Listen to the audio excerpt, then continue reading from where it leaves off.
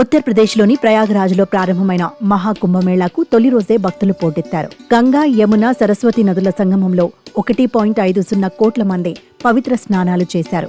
పుష్య పౌర్ణమి సందర్భంగా బీహార్, హర్యానా, బెంగాల్, ఒడిషా, ఢిల్లీ, ఉత్తరాఖండ్, పంజాబ్, హిమాచల్ ప్రదేశ్, మహారాష్ట్ర, మధ్యప్రదేశ్ సహా పలు రాష్ట్రాల నుంచి వేలాదిగా భక్తులు తరలి రావడంతో వివిధ ఘాట్లు కిటకిటలాడాయి. తెల్లవారుజాము నుంచి దట్టమైన పొగమంచు, తీవ్రమైన చలిగాలులు ఉన్నప్పటికీ లెక్క చేయకుండా వేలాది మంది భక్తులు త్రివేణి సంగమంలో పవిత్ర స్నానాలకు ఎంతో ఉత్సాహంగా తరలివచ్చారు. వయోభేదం లేకుండా అన్ని రంగాలకు చెందిన ప్రజలు పవిత్ర స్నానాలతో పులకించిపారు. భజనలు, జై గంగామయ్య నినాదాల మధ్య మహాకుంభ్ అంగరంగ వైభవంగా మొదలైంది.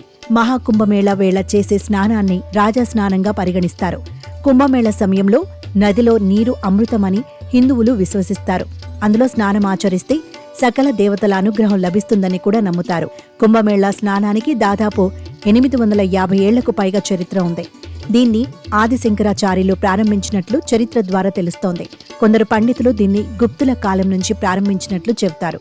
కొందరు చరిత్రకారులు హర్షవర్ధనుడి కాలంలో కుంభమేళా ఆధారాలున్నాయని వాదిస్తున్నారు.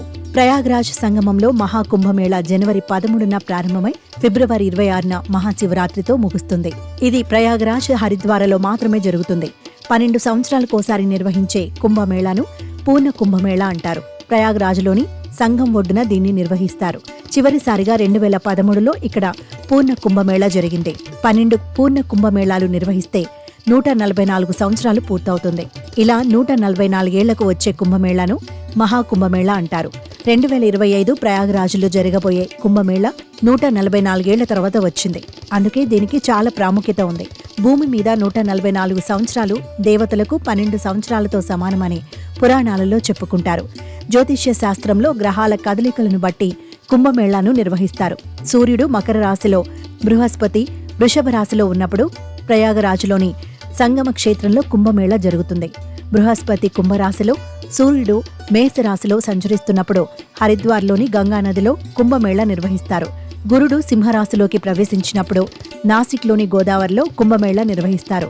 బృహస్పతి సింహరాశిలో, సూర్యుడు మేషరాశిలో ఉన్నప్పుడు ఉజ్జయినిలోని సిప్రా నదిలో కుంభమేళా నిర్వహిస్తారు.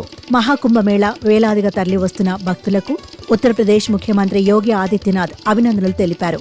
పుష్పమాస పౌర్ణమి రోజున త్రివేణి సంగంలో పవిత్ర స్నానాల కోసం విచ్చేసి సాధువులు, కల్పవాసీలు భక్తులకు హృదయపూర్వక శుభాకాంక్షలు తెలిపారు.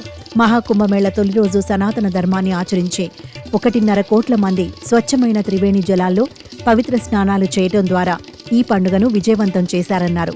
మహాకుంభ్ భిన్నత్వంలో ఏకత్వం సందేశాన్ని చాటుతో భిన్న సంస్కృతులను ఏకం చేస్తోందని యోగి ఆదిత్యనాథ్ ట్వీట్లో అభివర్ణించారు.